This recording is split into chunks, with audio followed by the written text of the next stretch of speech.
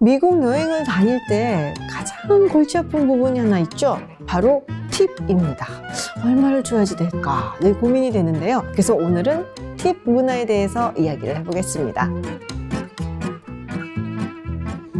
안녕하세요, 김지윤입니다. 코로나19로 인해서 해외여행이 그동안 상당히 힘들었는데요. 최근 들어서 여러 나라에서 문을 조금씩 열고 있다라는 뉴스가 들어오고 있죠. 자, 그러면은 내년에는 외국에 좀 여행을 가볼 수 있을까라는 생각이 들기도 합니다. 그런데 우리가 미국 여행을 갔을 때 특히 좀 부담스럽게 느끼는 부분이 있어요. 바로 팁 문화인데요. 너무 조금 놓고 나와서 구두쇠 소리를 듣는 게 아닌가 라고 걱정이 들 때도 있고, 혹은 너무 많이 놓고 나서 이거 호구 취급당하는 거 아닌가 라는 생각이 들기도 하고, 팁이라는 것이 별로 익숙하지 않은 우리한테는 항상 여행을 다닐 때마다 약간씩 망설여지는 부분이기도 합니다. 그런데 원래 이 팁 문화에 대해서 미국 사람들은 이건 굉장히 미국스럽지 않다라고 해서 아주 멸시하고 비판했었던 적이 있었다는 것 혹시 알고 계시는지요?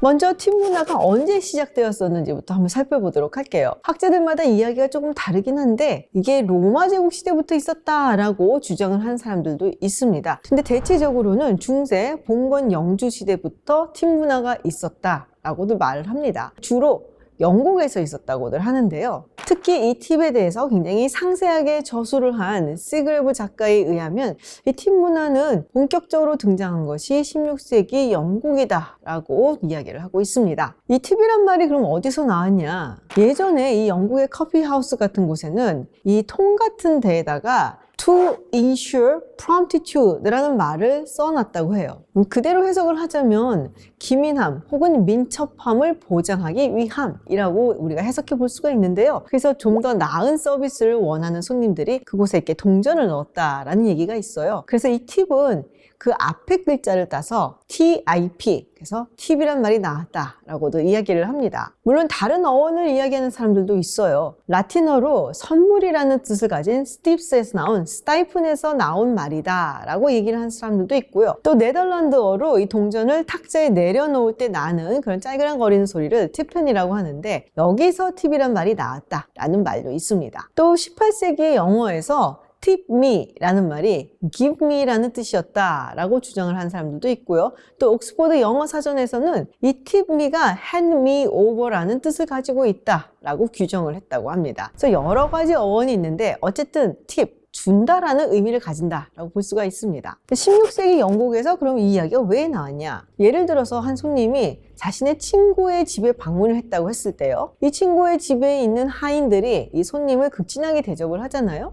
그러면 내가 있는 동안 정말 대접을 잘 받아서 고맙다라는 뜻에서 손님들이 하인들에게 약간의 과외돈을 좀 주었다고 합니다. 근데 여기서 출발을 하게 되는데요. 이거를 베일즈라고 불렀다고 해요. 어떻게 보면은 굉장히 좀 아름다운 관습이죠. 그런데 우리가 영화에서 굉장히 유명한 대사가 있잖아요. 호의가 계속되면 권리인 줄 안다. 그러니까 팁을 의뢰 하인들이 기대를 하게 되고, 또 기대에 못 미치는 팁을 받았을 때 그냥 실망하는 것이 아니라 보복행위까지 감행한 경우가 있었다고 합니다. 예를 들면 손님의 바지에 소스를 쏟는다든지, 아니면 손님이 타고 온 말이 어느 날 보니까 닫혀 있다든지, 이런 일들이 생기게 된 것이죠. 그러다 보니까 이제 친구네 집에 놀러 갔는데도 이 팁을 주려면 이게 몇 명이야? 라는 계산도 하게 되고, 제대로 안 줬을 때 이게 또 보복행위를 하는 게 아닌가 싶은 생각이 들어서 지레 겁을 먹고 안 가는 경우들도 비일비재했다고 하네요. 그래서 이렇게 아름다웠던 관습이 폐습이 되어서 1760년에는 이 스코틀랜드의 에딘버러에서 젠트리 계급의 사람들 그리고 귀족들이 모여서 이 팁 문화를 없애버리자라고 결정을 했다고 합니다. 그 대신에 우리 하인들에게 좀 더 많은 월급을 주자라고 합의를 봤는데요. 이런 움직임들이 계속해서 다른 지역에도 일어났다고 해요. 1764년에 이 비슷한 모임이 런던에서 일어나고 있었는데, 그런데 어떻게 알았는지 이 모임 장소를 비치고 있었던 불들이 전부 다 꺼져버리고, 또 밖에서 돌을 던져서 창문이 깨져서 부상자가 발생하기도 하는 일이 있었다고 합니다. 아마도 이 팁을 금지하는 합의를 하려는 것에 격렬히 반대하는 하인들이 벌인 소행이 아니었겠느냐라고 추측을 했었죠.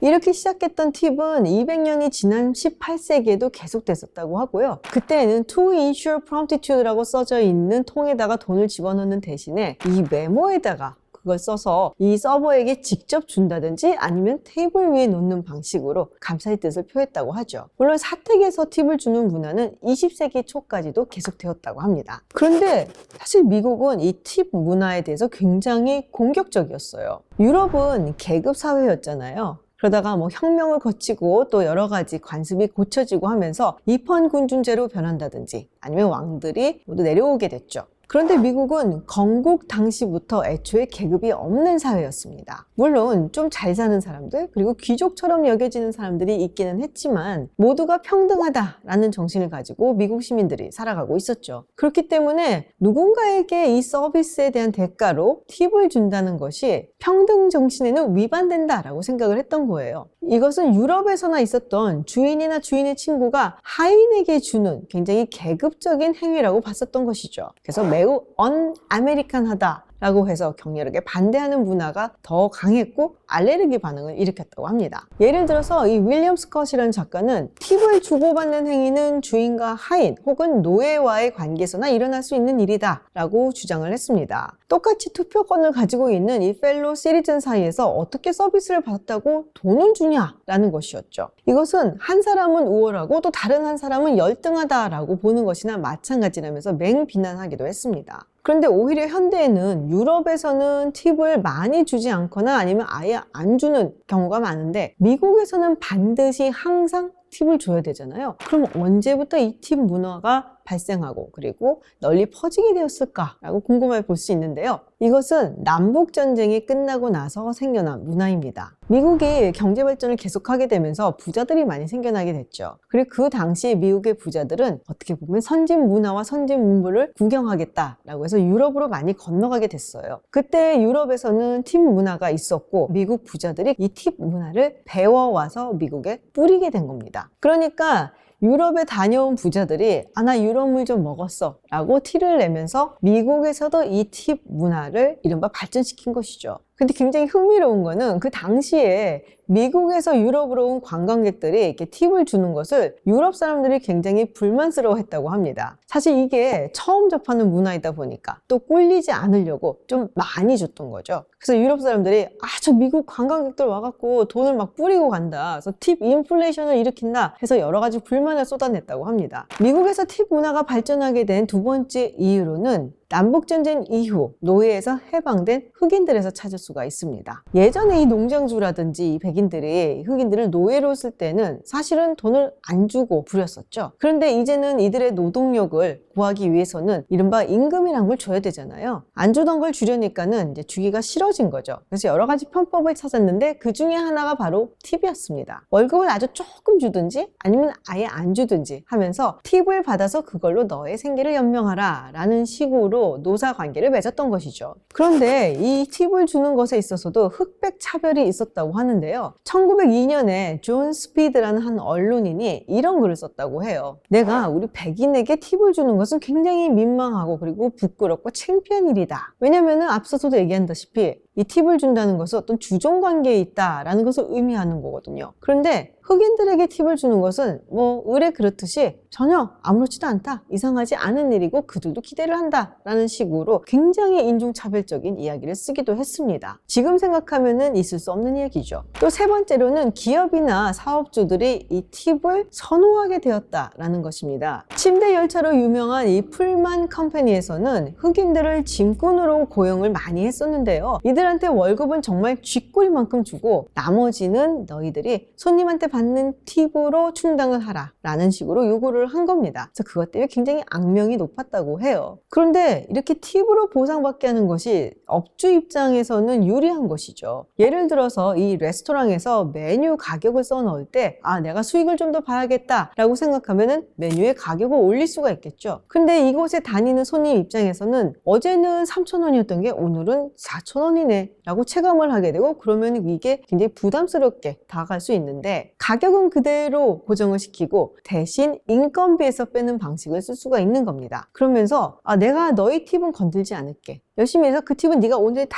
가져가 라고 업주가 이야기를 하는 거죠. 그렇게 되면 또 한 가지 얻을 수 있는 효과는 팁을 많이 받기 위해서 종업원들이 열심히 일을 한다는 거예요. 아니 그러면은 일하는 사람들이 가만히 있나? 이거 노동청에 신고해야 되는 거 아닌가? 라는 생각을 할 수도 있는데 그 당시에는 이런 노동권이 제대로 서 있을 때도 아니었고요. 정말로 좋은 레스토랑 같은 곳에서는 종업원으로 일하기 위해서 그야말로 줄 서서 기다리는 경우도 흔했다고 합니다. 고급 레스토랑은 아무래도 메뉴의 가격도 높을 수밖에 없고 또 그렇게 되면 가격의 비율에 따라서 팁을 주기 때문에 받을 수 있는 팁도 상당히 많아지게 되는 것이죠. 그리고 아무래도 좀 부자들이 이용하는 고급 레스토랑은 좀 팁도 후하게 마련이기 때문에 이런 곳에 들어가기 위해서 기다리고 심지어 주인에게 돈을 좀 쥐어준다든지 아니면은 내가 팁을 받게 되면 일부는 주인한테 드릴게요 라고 계약을 하는 경우도 있었다고 합니다.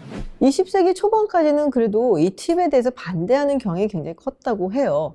마크 트웨인 같은 경우는 택시를 탔는데 팁 문화에 반대하는 그런 입장에서 팁을 주지 않고 내렸다고 합니다. 그래서 그 소식이 시카고 타임즈 헤럴드에 실리는 경우도 있었다고 하고요. 그리고 레온 트로츠키 같은 경우는 미국에 잠시 거주를 했을 때 이것은 자본주의의 악습이다 라고 하면서 팁을 주기를 거부했다고 합니다. 그래서 한 레스토랑에서 이 웨이터가 앙심을 품고 이 레온 트로츠키의 바지에 수프를 쏟은 적도 있다고 하네요. 그리고 주나 시에서 금지를 하는 경우도 있었는데요. 예를 들어 워싱턴, 미시시피, 알칸소, 사우스캐롤라이나를 비롯한 7개 주에서는 팁을 금지하는 법안을 통과시키기도 했었어요. 그런데 얼마 못 가서 이 법안들을 모두 폐지해야 됐죠. 왜냐하면 이미 팁 문화가 전국에 널리 퍼져버렸거든요. 이후에 대공황이 생기고 또 노동자들을 보호하기 위한 여러 가지 노동법들이 생겨났는데요. 1938년에는 최저임금법이 생겨났습니다. 그런데 이 팁을 받고 사는 팁 노동자들을 위한 최저임금은 정해지지 않았었죠. 그리고 1966년이 되어서야 이 팁 노동자들을 위한 최저임금이 정해졌는데요. 한 달에 $30 이상의 팁을 받는 그런 노동자들에게는 최저임금이 $2 13센트로 정해져 있습니다. 현재 연방정부의 최저임금이 $7 25센트거든요. 그러니까 그에 비해서 상당히 낮은 것이죠. 물론 주마다 이 최저임금도 다르고 그리고 팁을 받고 생활하는 노동자들의 임금도 다 다릅니다. 워싱턴주 같은 경우는 $13를 넘는 금액을 이 팁 노동자들의 시급으로 정해놓기도 하거든요. 그래서 주마다 다르지만은 상당히 많은 주에서는 팁 노동자들의 최저시급을 $2 13센트로 정해놓고 있습니다. 그러니까 팁을 상당히 많이 받지 않으면 생계가 어려워질 수밖에 없겠죠. 그래서 이 팁이 나의 월급이다 혹은 내가 팁으로 생활을 한다 라는 얘기를 할 때 I work for tips 라는 이야기를 쓰곤 합니다. 어떻게 보면은 그렇기 때문에 미국의 팁의 비율이 좀 높을 수밖에 없겠다라는 생각이 들기도 하네요. 사실 제가 이 팁에 대해서 관심을 가지게 된 것은 조지 오웰의 카탈로니아 창가 때문이에요. 이 카탈로니아 창가의 앞부분에 보면은 이 조지 오웰이 처음에 이 카탈로니아, 바르셀로나 지역에 왔을 때 평등의 기운이 넘실거린다라는 것을 표현을 한 부분이 있습니다. 그러면서 이곳에서는 팁도 주고받지 않는다라는 이야기를 해요. 그러니까 이 팁이라는 것이 분명히 어떤 평등 정신에 위배된다라고도 인식을 하고 있는 것만은 틀림이 없는 것이죠. 앞으로 여행을 가신다면은 미국에서 이제 팁을 주는 것에 조금은 부담스러울 수도 있겠는데요. 보통 15%에서 20% 사이를 준다라고 알려져 있죠. 영국 같은 경우도 아직 팁 문화가 좀 남아있기는 합니다. 미국만큼 많이는 아니지만 대체로 한 5에서 10% 준다라고 알려져 있고요. 프랑스 같은 경우는 이미 15%가 계산서에 포함이 되어서 나온다라고 하네요. 팁에 대해서는 국가마다 조금씩 달라서 사실 가서 우리가 적응하는 것이 맞기는 하는데요. 대체로 유럽 국가들에서는 약간의 팁을 준다든지 아니면 주지 않더라도 크게 욕을 먹지는 않는 그런 분위기인 것 같습니다. 저희 구독자분들 중에서도 외국에서 살고 계시는 분들이 많으신데 각 나라의 팁 문화는 어떤지 적어주시면 앞으로 다른 분들이 해외로 여행 갈 때 상당히 도움이 될 것 같아요. 오늘은 미국에 여행 갈 때 항상 조금은 성가시고 부담이 되는 이 팁 문화에 대해서 이야기를 해봤습니다. 다음에 또 재밌는 이야기로 찾아오도록 하겠습니다. 고맙습니다.